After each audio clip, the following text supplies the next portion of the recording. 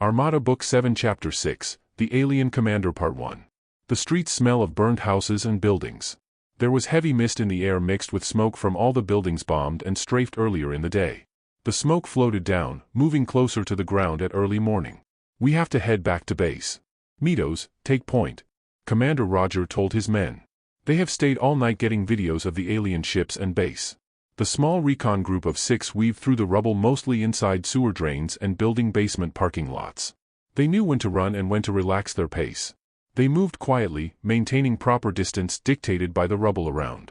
As he neared the base, Roger earlier realized that the aliens increase their activities during the night and that they can operate without much light.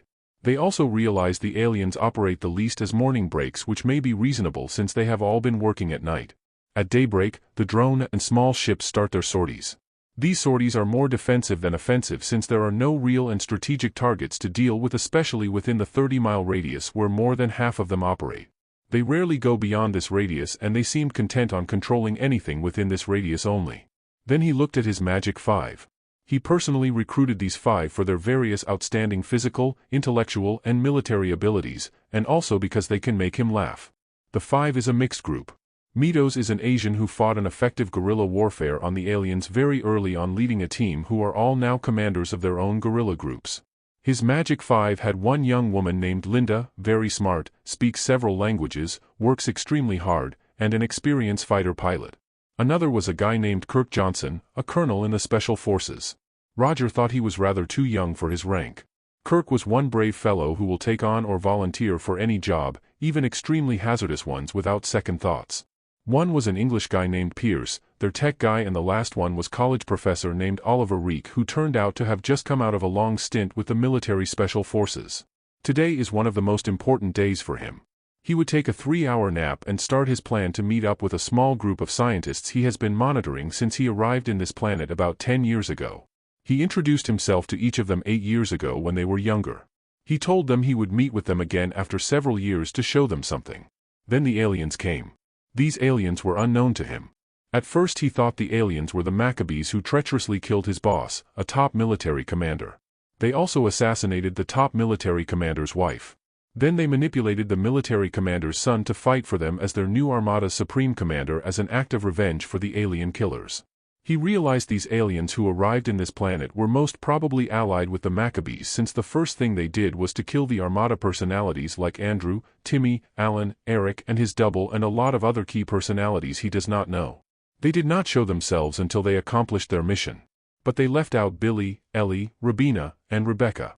It was a good thing he avoided making contact with the Armada personalities early on. He even donned a disguise if he would come near them. He concluded earlier that telling them about an alien invasion will put him in a bad light and they would not believe him anyway. He tried his best to save them by operating in a cloaked state and following some of them around. But he was unaware of the presence of the aliens who took human form. At least the Maccabees did not give them the cloaking technology, he thought. The aliens took positions in 7 bases located in the middle of major cities across the globe. They had 3 bases in the American continent, 1 in New York, 1 in Los Angeles, and 1 in Mexico City. They put 1 base each in Paris, Beijing, Sydney, and Moscow. The sad thing was that they leveled the whole city first before moving in. They did this by bombarding the city methodically, daily from space for at least 2 months. More than half of the residents were killed while the rest were able to escape the city. Right now the aliens seem to be just sitting in their bases without making contact with the local leadership. Several human leaders attempted to talk to the aliens and they were killed at the gates. After this, no human leader attempted to talk to them. So the humans just went about their way avoiding the aliens. But all were wary of the leaderships because people have suspected some of them may be aliens in human form. Portable X-ray equipment became the standard for screening aliens in human form. But all humans were preparing for the day the aliens would start operating outside these bases. Or maybe just leave. Several thousand fighters were stationed in the cities but has not launched anything yet. Roger's base of operations was just outside Los Angeles under a high-speed railway tunnel that was never launched due to funding issues.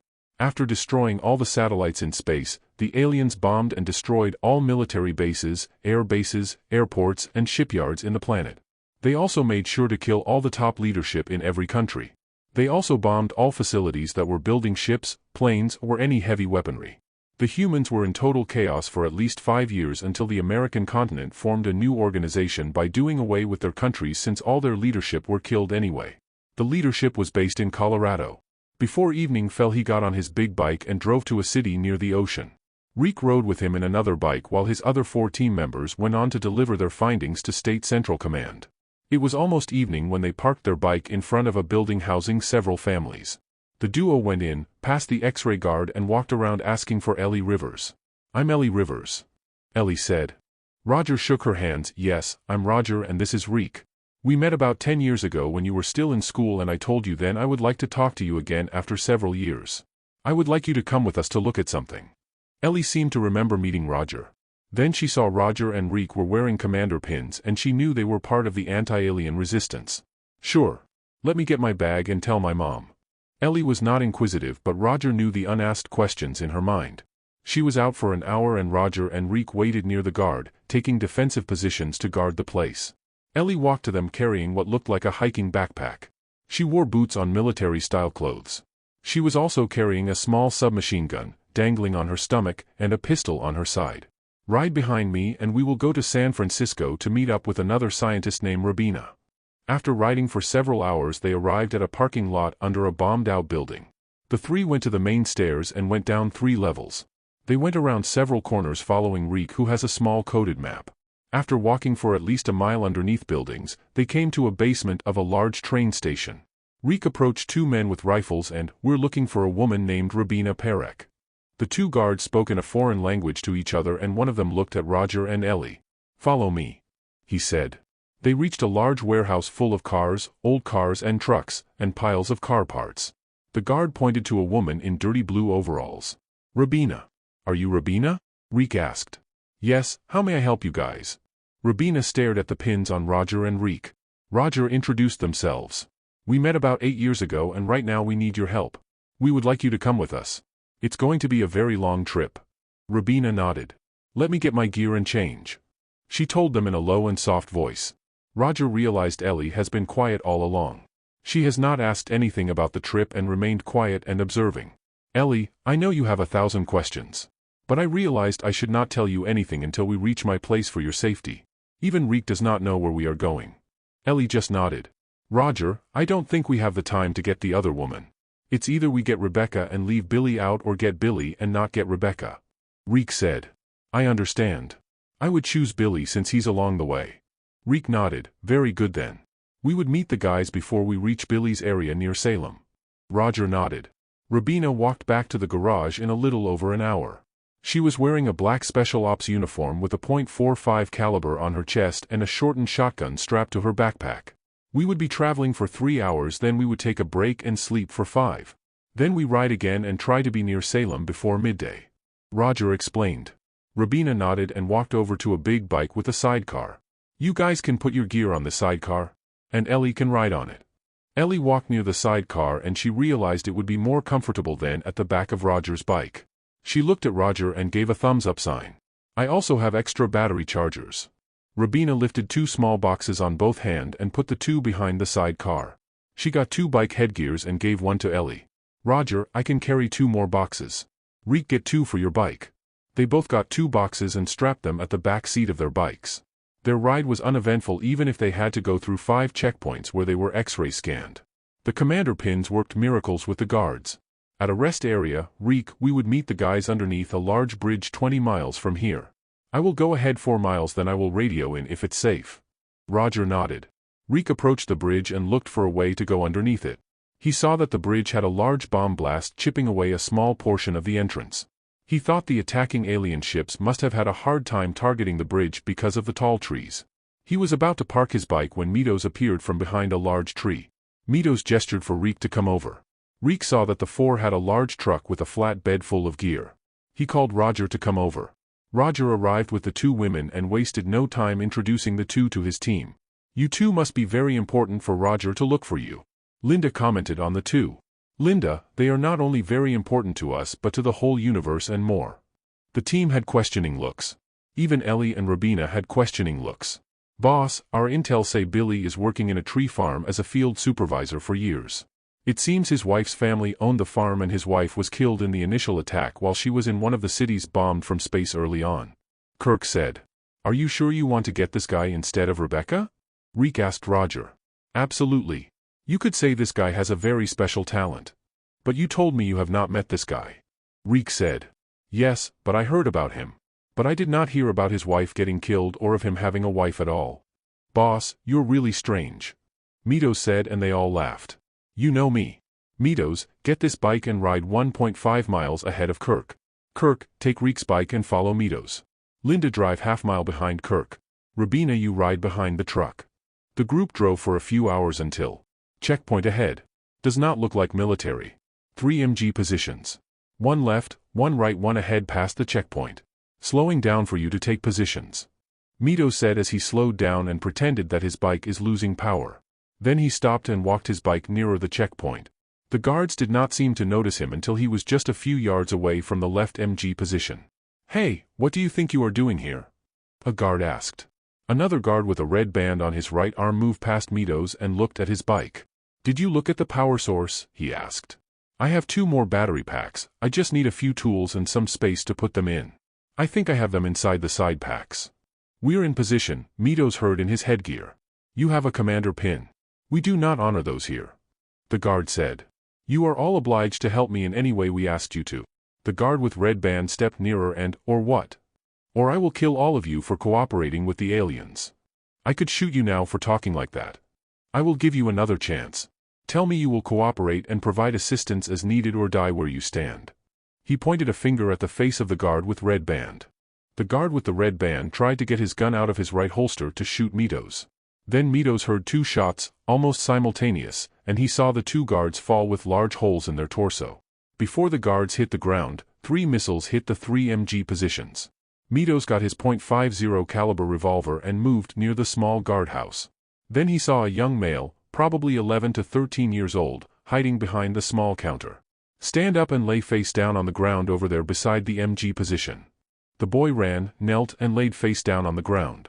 Meadows removed the checkpoint structure and walked over to his bike. Then he started his bike and moved ahead knowing his team is right behind him. After over an hour Meadows encountered another checkpoint, a few miles before a small town. This time they were clearly military. Checkpoint 2 miles, military, maybe Air Force. Meadows said on this headgear. Roger, Mitos. Reek said. What? Roger asked. I mean yes, Meadows. Reek clarified. I told you not to use my name in saying yes. Roger said. Meadows heard several laughs in his headgear. As Meadows turned off his bike in front of the checkpoint, an officer walked in front of him. Did you pass by a checkpoint 40 miles down? Asked the officer. Yes, I did. I am just wondering how you got past them. He told Meadows. They were uncooperative at first. It's either you work with them or you killed them. Which one is it? He clearly sees his commander's pin. Look, you guys are expected to cooperate with me and help me with whatever I need. I do not need to answer any of your questions. Yes, sir. As you wish. He waved the other guard to lift the checkpoint pole. Meadows started his bike and moved on. He stopped 200 yards away. After a few minutes Roger and his team went through and joined Meadows. They went past the small group of buildings in the town and turned right towards the hills. After several miles they went down a dirt road, past a river, then turned to enter a large clearing with a wide road in the middle. Then the road led towards a hill. A house appeared nestled beneath towering trees. Then they saw a man with a shotgun sitting on a chair near the main door. Don't park in the clearing. Park along the pathway. Reek, Meadows, with me. The rest of you prepare to engage. Roger said. Reek and Meadows got out of their vehicles and walked over to the house tracing the tree line. 2 auto MGs on both sides of the house, probably more at the back. The clearing is probably mined. Meadows said. Reek walked near the house. You must be Billy. Who are you guys? Billy asked. Roger approached. I'm Roger. This is Reek. That's Meadows. He went on to extend his hand. Billy turned his shotgun on him. You are wearing commander pins. So I am expected to cooperate with you? Billy asked. Normally yes. But I would rather cooperate with you. Can we park our vehicles in your garage? Roger asked. Sure. He stood and put his hand inside his pants pocket. Then a side of his house opened to reveal a driveway that sloped down. Roger told the guys to move the vehicles into the garage opening. Tell your guys to go right in all the way. Roger could see the vehicles enter and Billy closed the opening behind them. Come on. Let me meet your friends. Billy led them inside the house, and as he closed and locked the door, the windows of the house was shut by a metal plate. Then Billy opened a door that led to a well-lit stairway. At the bottom of the stairs was a hallway with an elevator at the end of the hallway. They followed Billy into the elevator. We're going 10 stories down. Billy explained as he closed the elevator door and punched in several code keys on the digital elevator pad. The elevator opened to a large parking structure with high ceiling. Their vehicles were at the far end and Roger's people were waiting in front of the vehicles. Roger estimated that more than 100 vehicles could park inside. At each of the 4 far corners were double doors. One was open to reveal a large hallway. You live alone here, Billy? Roger asked. Yes. He waved Roger's group to approach them. Very good. Roger said. Reek introduced the guys to Billy. Billy shook hands with them this time. Then he led them through the open hallway, then to a door on his left. They found the room was a large conference-type room with a long conference table in the middle with more than 24 chairs. Please sit. Billy told them as he took a seat at the head of the table. They noticed Billy's chair has a lot of controls on the armrest. This is where I voyeur around. Billy flicked a switch and the wall on his left turned into several dozen screens showing various scenes around the house, inside and outside the property. Then the wall behind him turned into scenes from more than 36 gun emplacements. He flicked another switch and his right wall turned into scenes of the alien bases. At the top of the screen showed alien ships in space. Roger scanned the ships and estimated that there could be at least 1,000 of them in the 10 formations. Then he noticed 10 ships which were very familiar to him. I suppose these could be the abilities you were talking about? Linda asked as she looked at Roger. No, these are just one of the results of those abilities. Bill gestured to the group to sit. None moved to sit. They preferred to stand and look at the screens. Can you magnify these 10 ships, Billy? Roger asked as he walked nearer and pointed to the screen. The whole wall screen turned to show the 10 ships. Roger moved closer, recognized the markings on the ships. You've seen these before? Billy asked. Roger sat. Please sit. He told his people. Yes. Billy. He paused to point at the markings. This is their command ship. Their commander is called Taros. That's his name on the ship. I never realized you can read alien markings, Roger. Reek said. How? Billy asked. Roger looked around the table. I have a ship just like Taros' ship but newer. Where's your ship now, boss? Mitos as nonchalantly. Inside a gaseous planet 10 MLY away. Roger said. You have a problem with your ship. Ellie said. You're really quick and smart, Ellie. Yes, I do, and I need you and Rabina to figure out a solution. Then what? Billy asked. Billy, then we contact people who can help us and help you. Roger said. Help me? With what particularly? To help you personally, as leader of the Armada, to rid the planet and this universe of these Maccabee monsters. Roger said. You have a name for the aliens. Ellie said. These 10 ships are Maccabee ships.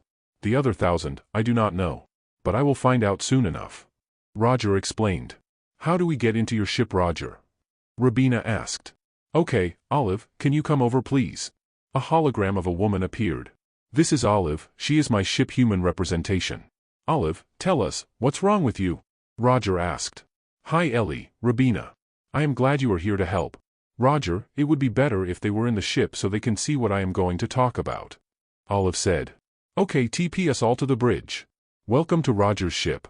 Olive said, standing beside a chair as the group stood in the middle of the bridge. Roger moved and sat on the chair. Olive, any movement in the enemy ships? Olive showed scan holos from the main Maccabee ship. They did not seem to have noticed our TP streak. Besides, I cloaked you all first before you were teleported here, so it would be harder to track. May I direct you all to the main mission room so I can explain things? Roger said. You do that. Rabina and I will engage Olive to show us the problem. Ellie said. As you wish, Ellie. Olive, take them to the heart of the problem. The 2 women disappeared. Come on guys, let's move to the mission room. At the mission room. Guys, you may not believe me, but I crash-landed here more than 10 years ago from another dimension or universe. I realized I was near Earth, so I came over to see what's up. I appeared as a regular human and looked for the leaders of the Armada. I found them after a few years. Then the aliens came and killed them all. Except they missed a few, like you, Billy, Ellie, Rabina, you guys. Who were these leaders of the Armada that were killed? Reek asked. Roger gave more than a dozen names and mentioned people they knew. Then after killing the personalities, they stopped and waited. Since nobody came around to challenge them, they figured the Armada leaders were done with. You see, those people they killed would eventually form the main leadership of the Armada. Andrew would have been the leader, but since he was killed, the leadership would now fall on you, Billy. Me? Billy asked, surprised. Yes, you will be the leader of an armada that will defend your world from invaders. Let me tell you what I found out. Our world, actually, in another dimension was invaded by the Maccabees. But they did not attack us by bombing cities from space. Instead, they silently worked with the humans by being nice and kind to them. Then slowly they caused the leaderships to meet various ways of getting killed. Then I found out the Maccabees come from 4 other dimensions. Which means the other dimensions would have or are having the same armada issues. I befriended the captain of a Maccabee ships with a dimension gateway. He showed me inside and how to fly the ship, which relies so much on the ship's AI. I killed the guy and switched the ship's AI with the help of the captain, who unwittingly installed my AI on the ship. I was able to leave our world with a dead Maccabee in a ship with a dimension gateway. I was hoping to get into another dimension to seek help from another armada to rid our world of these interlopers. Unfortunately, my ship AI failed to clear the memories in some of the ship's modules of the old AI, and this messed up some of the controls, especially those connected to the dimension gateway. So I ended up here in a dimension where the armada has not formed yet. But since Ellie and Rabina are here, I am sure they will figure this thing out. But Ellie and Rabina does not even know anything about this ship. Kirk countered. Roger looked at Kirk and smiled. You don't know how good Ellie and Rabina are. These two are the absolute best scientific minds in the universe. Boss, so my boss is an alien commander? Meadows asked. Not alien, I'm human. It's just that I come from another dimension. Let me tour you guys around our ship. The tour took 4 hours, and at the end of the tour, Roger led them to the mess hall that seats 60 people. The food here is not something you would like. And I am almost out of food. But I have 4 bottles of brandy that I have been saving precisely when I get all of you here. Olive, put the bottles here with glasses. 4 bottles appeared with 9 glasses. Then Ellie and Rabina appeared with Olive. They wanted to join your group now. Olive said. I think we have a solution to the problem. It's basically a switching issue, and I think we can come out with a crude substitute to make things work. Ellie said, looking at the bottles. Roger, see guys, I told you they will figure it out. Let me open the bottle first. Ellie? They both got a bottle each and tried to open them. Then they poured the brandy into 9 glasses. To you guys and the Armada you will lead. Roger raised his glass. Everyone clicked each other's glass and drank. Roger, so this brandy comes from another dimension? Linda asked. Yes, and I bought them from a corner liquor shop near my house. The liquor shop makes this brandy special then. Reek said. Or cheap. Meadows said. They all laughed. It's the thought that counts. Roger explained. They laughed again. I think this is good cheap stuff. Rabina said as she raised her glass to Roger, and Roger gave an acknowledging smile on his already smiling face. I agree with the cheap. Anyway, going back to the controls problem. We need to get some items on Earth. Rabina and I would have to go to several military logistics centers to look for these. We also would have to go to electronics shops or factories to look for some of the items. Ellie said. Going back is a bit tricky. You see, the Maccabee ships may be able to see our transport streaks if it was large enough. We may have to go down one by one and get back up one by one also. Pierce, since you're the most technologically competent among our team, you take charge of monitoring our activities from the ship. Olive will familiarize you with all the scanning, communication and transport tools you can use. Roger said. Boss, I have to go down and get some food for us. Can Olive TP back the food we would get? Meadows asked. Yes, she will always be monitoring your activities with Pierce here. Just call Olive to do something and she will do it for you. I have a ton of food stored in my house. We can start with those. Billy said. Okay Meadows, go with Billy and get all the needed provisions for the ship. Reek, Linda, go with Ellie and Rabina. Kirk and I will get Rebecca. Wait. Roger said and pulled out a small plastic bag from his pants pocket and got 3 commander pins. These pins will help you. He gave one to Billy, then to Ellie and Rabina. Olive, where can we get the most of what we need on Earth? Ellie asked. There is a military base in Colorado which has the most stockpile of equipment. That place would be the first place you should go to. Then the next would be a military storage facility in New Mexico. I can TP you, 2 at a time, to the restrooms or small storage rooms inside the base. Olive said. Do they need to be in uniform or some disguise, Olive? Roger asked. No, but I have some ID for all of you. These ID tags are handy especially in high security areas. Several IDs appeared on the table beside Olive. Yes, I got these IDs early on. These were signed off by President Hicks himself. Okay, downside, only the President and Defense Secretary Baker know about me. I showed them my ship, then explained to them the threats, but did not tell them about my problem with the DG. They were able to do some work to prep for the invasion, but not a lot. They built the underground base and logistics center in Colorado, expanded the base in New Mexico, established a large underground base near a military fort in North Carolina, and several others. Roger explained. Ellie got her ID, and this is a picture of me 5 years ago. I look fat in this picture. Rabina said, complaining. Me too. I don't like this picture. My face is rounder. Linda said. Hey, this is before I put on some weight. This is evidence that I looked good before. Billy said, and they all laughed at Billy. I would suggest you wear the regular green so you would not stand out. Olive, show everybody to their quarters so they can freshen up and change. Let's all meet again here at the mess hall. Several Olives appeared and escorted the team to their assigned quarters. Roger walked with the group towards the officers' quarters at the middle of the ship. Ellie, this is your room. See, it has your name on it. Your rooms are all along this hall. Roger said. Who's Cromwell? Billy read on the door. Roger removed the name. He died assaulting an alien patrol. There are several names here. Mito said. Yes, and you're the only ones alive.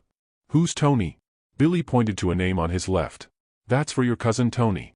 But I heard he died when an alien ship strafed their convoy. No, he's alive and well, living in Canada with his sister and my sister. You should go and get him in then. We need his talent. Mitos, you and Billy get his cousin Tony. Mitos nodded. I really cannot imagine what his talent would be. Are you sure we are talking about my cousin Tony? Yes, I'm sure. I am also sure that he makes your life more exciting. The guy is a moron, lazy and stupid. I am sure he has the same opinion of you. Roger said, and they all laughed.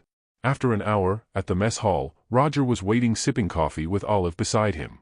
Billy was the first to walk in. Roger, the quarters must have been built for tall people. The size and height of the chairs and table are absolutely not up to code. Roger laughs. Yes, Maccabees are tall people. Their smallest male would be around 7 feet and their women, at least 6.5 feet tall.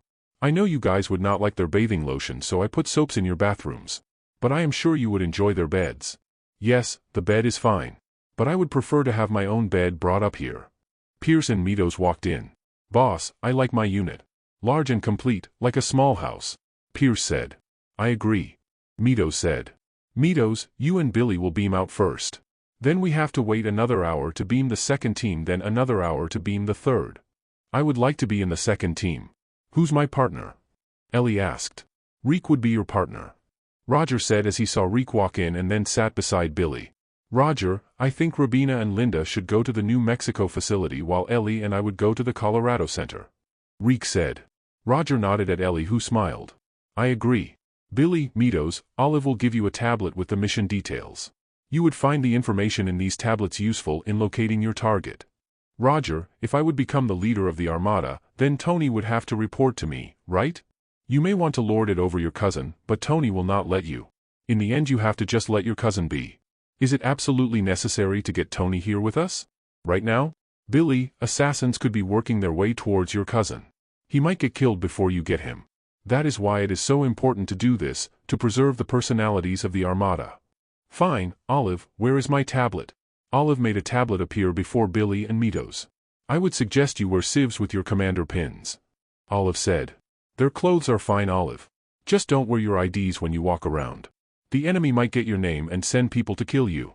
I'm good when you are Billy. Mitos told Billy. We first must go back to my house so I could tell Olive to TP my food supply over here. Good idea. Food first before family. Roger said. Mitos smiled. Olive, TP us back to my house where you got us. The two disappeared. Reek, you need to enter the base through the front gate. We cannot let them have a different idea and doubt how you got in. You would also need 2 bikes. Roger suggested. We have bikes in the hangar, Roger. Olive said. Yes, bring them over here. They would also need weapons. 2 electric bikes appeared and then several firearms. Olive, I want some coffee. A cup of coffee appeared before Reek. I want tea. A cup and teapot appeared. We only have Chinese green tea, Ellie. Ellie did not seem to mind and she promptly proceeded to pour the tea into her cup. Roger, the Ellie in your dimension, how is she? Ellie asked. She got lost in a dimension travel. It was reported that the Maccabee spies were to kill her in one of her dimension travels, but she escaped to another planet using a small attack ship.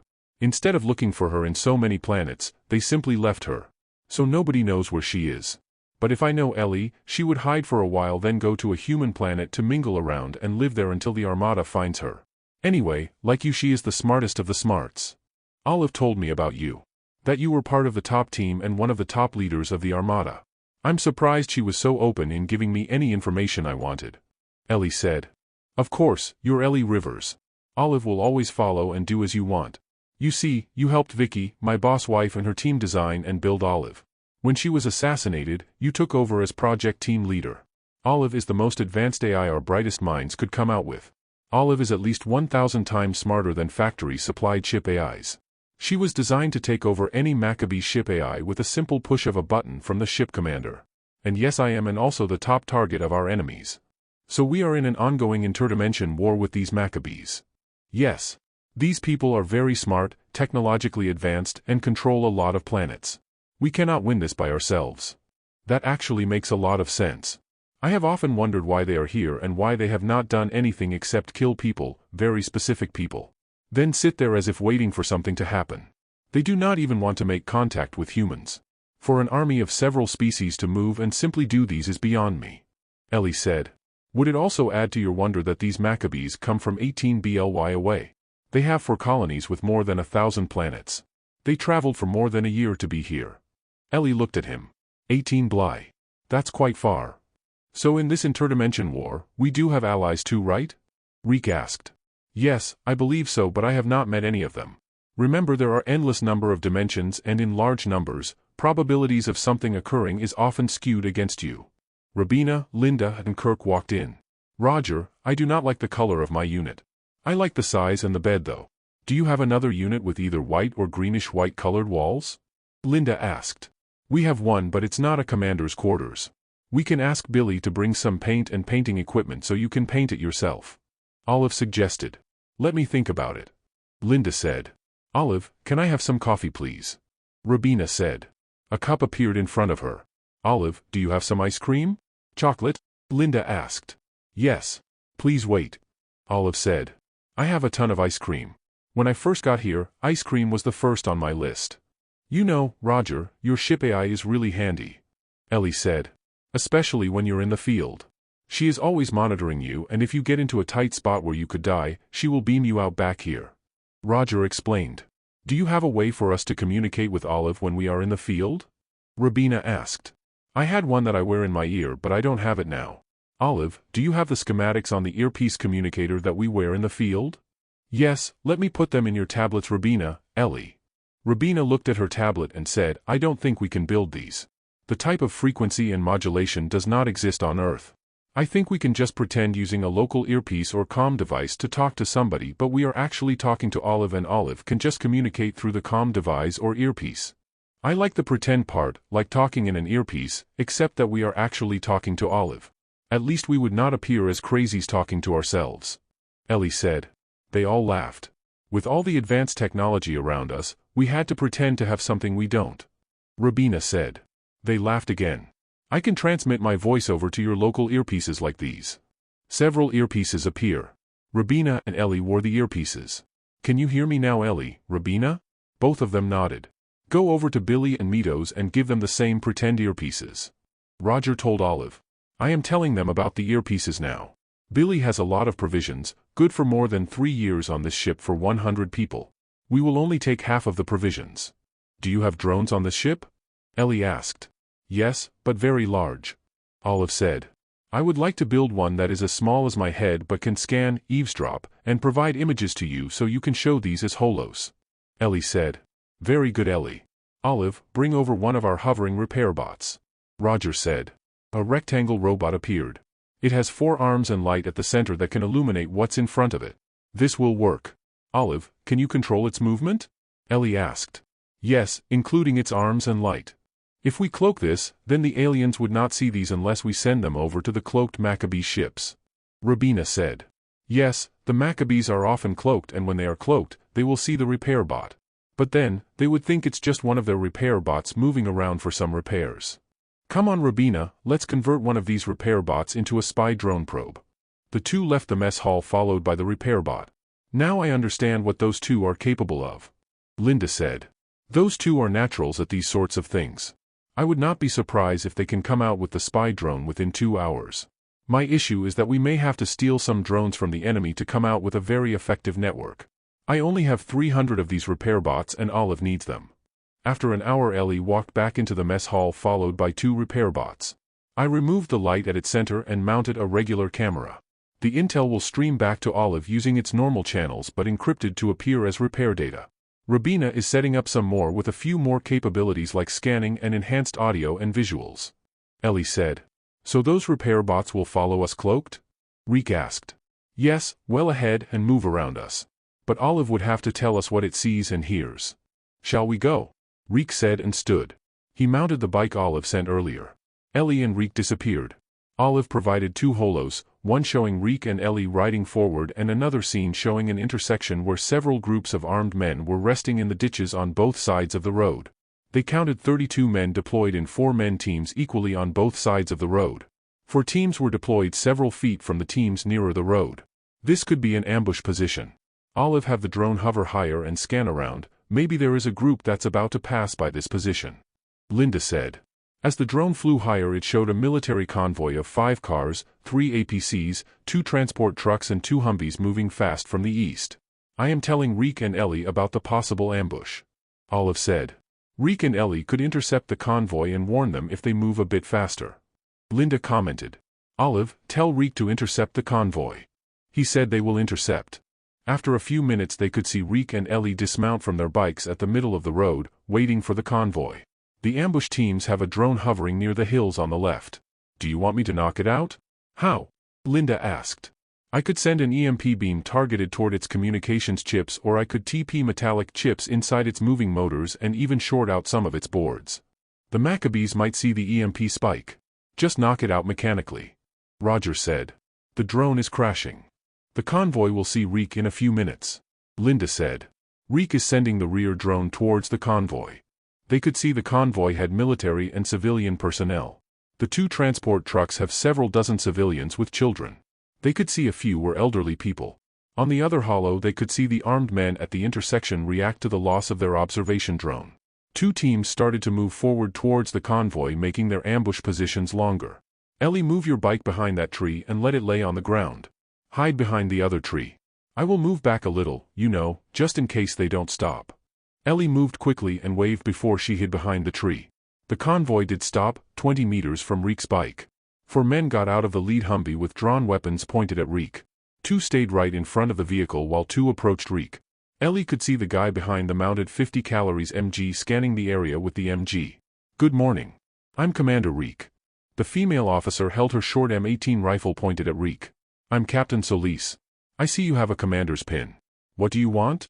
I just want to tell you that there is a team of armed personnel after the intersection, maybe 32, waiting to ambush your convoy. Steve, release the drone towards the intersection. She told a person in one of the trucks using her earpiece. Reek and Solis just stood for a few minutes looking at each other. After a few minutes another officer walked towards Reek. He had 2 officers trailing him on both sides. This is General Tim Jeffrey. General, this is Commander Reek. Solis said. Oliver Reek is it? Tim asked. Yes Tim, do I know you? No, but I heard about you and your team. I am expected to cooperate with you? No, I wouldn't say that. It's just that I do not want you and your people to get ambushed. 32 rebels lined up both sides of the road after the intersection. Steve said over their communications devices. It seems your intel is confirmed. Solis said. They would probably start dispersing now, probably move back towards the hills. Reek said. Steve confirmed, it seems the rebels are pulling back. Very good Reek. The armed men are pulling back. Tim said. That only shows there is a spy in your group. Reek said. A signal came from one of the trucks, most probably from the first since the signal in the second is much weaker. Olive said. Check your first truck. Maybe one of the civs have a comm device. Reek said. Dean, can you get all the people out of the first truck please? Tell the men to search for any form of communications device. Ask them who was just using a device. Solis spoke on her comm.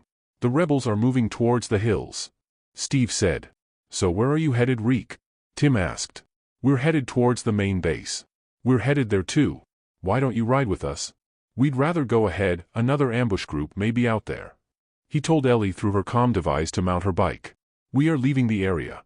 Reek walked to his bike and started it. As he moved further away, Solis and Tim could see another bike with a single rider join Reek. That was a nice show you pulled back there. Ellie said. Sure. Our drones are moving ahead of us. One on the left and one on our right. The one on the left is ahead by a mile. Ellie said. The duo moved through the winding roads of a long mountain range before arriving near a checkpoint. Hi. I'm Commander Reek and this is Commander Ellie. We would like to talk with the base commander. Reek told the guard. Seeing the commander pins, the guard contacted his senior officer and the senior officer contacted the base executive officer. You're free to proceed. Go down this road all the way and enter a warehouse to park your bikes. Somebody will assist you there. On their way to the warehouse, Billy noticed two MPs in bikes follow them. At the warehouse the two MP directed them to park at the end of the warehouse beside the red door. Just wait here and somebody will assist you, one of the MPs said. The two waited for an hour then saw two women approach them. Hello Commander Reek and Commander Ellie, or should I refer to you as Dr. Oliver Reek and Dr. Ellie Rivers? I'm Colonel Shannon Robin, Base EXO, and this is Colonel Fanny Lynn, Dr. Fanny Lynn, the Base Science Officer. How may we assist you? Ellie and I need some spare parts. Yes, Dr. Fanny Lynn will assist you in any way to help you with your needs. Ellie pulled out a list from her shirt pocket and handed it to Fanny. I need these parts. Fanny looked at the list and seemed surprised by the length of the list, which was 3 pages. I believe we have some of these. This way please. Fanny said. Ellie, you go ahead. I would like to talk to the base commander. Who is your base commander by the way? Reek faced Shannon. General Tim Jeffrey. Shannon said. I met him down the road. Yes, they told us about you and yes they just arrived. They also found the spies. Very good. This way please Dr. Reek. As Reek was walking, Pierce told him over his fake comm device that Rabina and Linda have entered the New Mexico facility and has made contact with General Rick Logan, the base commander and their science officer, Captain Bill Reel. Pierce continued that Roger and Kirk has found Rebecca and are on their way back. Fanny and Ellie arrived at Fanny's office, which was 4 floors down an elevator. 6 scientist assistants were waiting. She divided the list among the 6 and told them to look for each of the items and provide alternatives if they could not find them. Dr. Rivers, it would help if we know what the items are for. Just call me Ellie. We are trying to build an array of communication switches. Yes, Ellie. Why don't you take a seat while my people look for the items? I have to leave you and deal with my people. Sure, I will just stay here. She took a seat across Fanny's large table. Ellie, Olive will beam a hacking disk on Fanny's table. Move to the corner chair and place the disk near their router. Pierce said. Ellie got the disk and sat at the corner chair. Then she placed the disk beside her. Why don't you guys program their servers to include you in their authorized users with remote access? Ellie said. Yes, Ellie. The disk will facilitate this. I will beam the disk back in 10 minutes. After 30 minutes an officer knocked at the door and told Ellie that the base commander is meeting with Reek in 5 minutes and would like to talk to you also. Ellie stood and followed the officer to the office of the base commander. Hello Dr. Rivers. I'm General Tim Jeffrey. Ellie shook his hand. Yes, you were in the convoy. What you may not know is that your father and I are very good friends, as with Andrew and Alan, who were all assassinated by the aliens. I also know your mother from my college days. We met in our first year at Harvard. I must say that you are a splitting image of your mother. It's a wonder how the aliens would know who are good enough to assassinate. And thank you for the ambush intel and acting as our forward unit on our way back to base. Who were those armed people? Why would they ambush your convoy? They belong to a group that has aligned with the Unified European Government or UEG and would like to integrate the Pan-American government with their government. These are well-funded groups and operate from the old Alaska all the way to the old Brazil. You would think that the alien invasion would unite the humans against a common foreign enemy. Instead we kill ourselves. Reek said. The aliens know this human quality and they probably have infiltrated the UEG leadership and they are conducting a human war, so we would kill ourselves. Ellie said. I agree. Tim said. Shannon and Solis knocked and entered the room. After a crisp salute Tim told them to sit across Ellie and Reek. Solis told me that one of her best friends in the Navy was your nephew Jack. Tim said. Yes, my brother's eldest son. I have not heard from him since the aliens bombarded our ships. He's actually working here, assigned to night patrol duties. Right now he's sleeping, but I can wake him up if you want me to. Solis said. No, let the boy sleep. So how would you address the increasing UEG aggression? If the ambush succeeded, it would have precipitated a war. Ellie asked. Yes, and we would have launched countermissions. Tim said. So you have to prepare then. Gather intel on the enemy as much as you can. Reek said. That's what we are doing. Shannon said. Part of the civilian group we just brought in is a group of hackers. Their objective is to hack into enemy systems, to establish if the aliens and UEG have a connection and how much are they connected. Tim explained. How does your communications move? All the satellites have been destroyed. Ellie asked. Our people have set up portable relays and repeaters in various areas, and we also make use of all the functioning cables laid out across the globe. We have established dozens of camouflaged radio antennas and repeaters in the deserts, mountains, and cities. Shannon said. Do you have a secure line that I can call? I believe I can provide valuable intel for you. Reek said. Shannon, give Reek the booklet. Tim said. Shannon excused herself and went out of the room. Dr. Fanny Lynn knocked and went in and saluted. Please sit beside Solis. Dr. Lynn, Tim said. Fanny looked at Tim. Sir, we have completed the list and are now loading them into a medium-sized armored personnel carrier. Sir, I could escort Commander Reek to where they need to go. Solis suggested. Dr. Reek, Solis' team are tops from the Marines. She is my primary escort whenever I go off base. Her team is a group of combat veterans and experienced in dealing with local issues. You never leave the base without her. Sure, get only your most trusted men, Captain Solis, and get Jack to go with you. Sir. I will meet you at the tunnel. Solis saluted and left. Ellie, Roger said to take Dr. Fanny Lynn with you. Olive told her through her earpiece. Dr. Lynn, would you like to come with us and help us with the switches? Ellie asked. Fanny looked at Tim. Sure, Fanny, go with them. Tim escorted them to the transport tunnel of the underground base. Jack Reek just ran in with 2 officers. Jack saw his uncle and was absolutely surprised. Uncle Oli, I never knew you were here. And you have a commander pin on you. Reek promptly embraced Jack and kissed him on both cheeks. Hi Jackie, I am very glad you're okay. Who are your friends? This is Lieutenant Julian Singer, my XO, and Lieutenant Jason Ramos. Reek shook their hands. Captain Solis and 5 assistants walked in from the hallway. They all saluted when they saw Tim. This is Lieutenant Jenny Jones, Lieutenant Maria Tobias, Sergeant Max Santos, Captain Vic Reyes, and Sergeant Jerry Amos. Solis introduced her people to Reek and Ellie. Captain Reek, accompany your uncle wherever they need to go. You and Solis come back to base only when Commander Reek tells you to. Our place is in Oregon, near the hills of Salem. Reek said. It would be a day on the road to reach your place, sir. Solis said. Don't sir me. Just call me Dr. Reek. Julian and Jason rode 2 bikes while Solis rode in a Humvee with 2 women and a man. Jack drove the APC with Reek beside him. Ellie and Fanny were in the APC with Max Santos sitting at the rear. After 3 hours on the road, 30 armed men are waiting at the bridge. A group is positioned on both sides at the entrance and at the other end of the bridge. Olive said. Reek relayed the intel to Solis and the 2 bike riders. They promptly stopped and parked inside the forest. Reek, Jack, and Solis crept nearer to get a visual of the armed men and their positions. The bridge is 3 miles down the road. We can send the 2 bikes with 4 people, MG and RPG, to take on the 2 at the entrance. Then we mortar the 2 positions on the other side. Solis said. Very good, Captain. Jack and I will approach and talk to them. They could be friendlies. I doubt that they would be friendlies, Uncle. If you are not military, you would either be a group of bandits, vigilantes, or the UEG. None of these are friendly to us, especially to people with commander pins. But we have to talk to them, nonetheless. Solis, tell your people to take positions, then we'll approach them using the Humvee. The people at the bridge are lightly armed. Most probably vigilantes. Olive said. Reek understood. Jackie, you drive the Humvee, Jason you ride shotgun. Julian, you and I would talk to the locals. We're all in position. Solis said over the radio. Ellie and Rabina took sniper positions while Fanny and Solis manned the MG on one side. 3 of Solis' men manned the mortars while the 2 women manned the other MG. Jack drove fast and slowed down very near the bridge. They saw several men stand up and line the entrance and the side of the bridge. They do not look like pros. Reek thought. Reek and Julian got out and walked promptly towards the locals. Jack got out and took a firing position beside the Humvee. The men are talking and they intend to befriend you, then ambush you when your guard is down. Olive said. Greetings. I'm Commander Reek and this is Julian. The local sees his commander's pin. They also figured that Julian is a military personnel judging from his gear. Hello friends, I am Captain Smith, head of the local police. How may we help you? I want all of you to move out of your positions near the bridge and move over to this part of the forest, 50 yards towards the east. We are guardians of the place and we would rather guard our place. Smith said. That was not a request.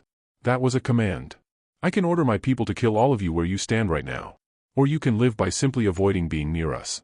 Please tell your men to move over here and towards the forest to the left. Now please. Smith looked at him and thought for a while. He then ordered his men to come over and to walk towards the forest. 2 persons with heavy machine guns are hiding atop the boulders beyond the bridge. Pierce said. Including those 2 atop the rocks. Reek said point to the rocks. Smith told his people to call the 2 down. Reek waited for the locals to reach 50 yards towards the forest. Then he saw the APC and bikes move in. Reek, I am sending a new route for you. The road Solis intends to go through is impassable with 1 bridge out. I would suggest you take a break and tell Solis about the new route. Jackie, can you tell Solis to pick a spot? Let's rest for an hour and have our lunch. Reek said. Solis stopped the convoy in less than an hour. The Humvee moved towards a dirt road to the right and parked under the trees before a clearing. About a mile from the clearing is a cliff over a river, showing a mountain across it. Reek, Ellie, 2 groups of armed men. One is moving down the main road, for cars and a truck. They will pass by the dirt road in 20 minutes. The other group are walking and will reach the opposite side of the clearing in 2 hours. I believe you should stay for only 80 minutes. Then Sergeant Amos pulled a barbecue grill from the back of the Humvee and got a plastic box full of marinated meat. He lighted the brisket and flopped all the meat he could on the round grill. Amos is our chef. He used to own a steak restaurant. Solis said. It must be something special, meat is very rare. Ellie said. Not to him. He hunts at night with Jack. What are we having? Reek asked as he approached Jerry Amos. Sir, deer meat, here and these whiter ones are chicken from the base farm. Lieutenant Jenny Jones got a box full of short French bread and passed the box around. You eat pretty well. Ellie said. That is why we have Amos, we want our last meal to be always special. Don't worry Solis, we will get over this and turn the world around. Reek said. I'd like to believe that and I often think about what was lost. Now people are just killing each other. Solis said. Nothing is lost. We gained a tragic experience that will make our lives more precious to us. Well said Ellie. Reek said. Hey Fanny, what have you been doing at the base? Any good projects lately? Ellie asked. Nothing much really. The base is concerned more on survival and defense. But I did set up our sustainable farming and growing of chickens, pigs and cows. What's your line of expertise Fanny? Reek asked. I have a doctorate in astronomy and in electrical engineering. Good, you can help us then with our switching problem. Ellie said. Amos called the teams to get their meets in about 30 minutes and they all quickly formed a line. Amos, you never lose your touch. Solis said and gave the thumbs up sign. The deer is good and the chicken is soft and very tasty. My compliments to the chef. Reek said. Ellie walked some distance from the group. Olive, I think we are wasting time. We should TP up immediately so we can work on the problem. How is Rabina doing? She got all the parts and more. She is headed back and is complaining, like you, that they are wasting time. Linda picked up a group of special forces headed by Captain Riker. Roger agrees with you and Rabina. I will start beaming in 10 minutes 2 at a time, every 5 minutes or so. Pierce and Roger, both cloaked, are tagging your group now. Reek gathered the people in a circle. Okay, before I start talking I would like to compliment the chef again. The group clapped at Amos. Reek continued, our group as you may already know is tasked to deal with the alien invasion. This is the primary purpose of the commander groups. A lot of you may not know it but we found a way to rid Earth of these interlopers and much more. It may not occur to you that you will be doing some very extraordinary things, like Amos cooking, and more. The only thing I ask is that you all be patient with us. You will see some things which may not be normal to you. Like us when we initially started, we let things unfold, just let things unfold before you. He looked at Ellie. In 10 minutes our equipment and parts will start to disappear. Then after another 5 minutes 2 or so people will start to disappear. Then 2 more after another 5 minutes. Ellie said. Where would we go? Jack asked Reek. Jackie, we have a ship in space. 10 MLY away. It belongs to my friend Roger. Olive appeared. This is Olive, our ship human representation in hologram form. Ellie said.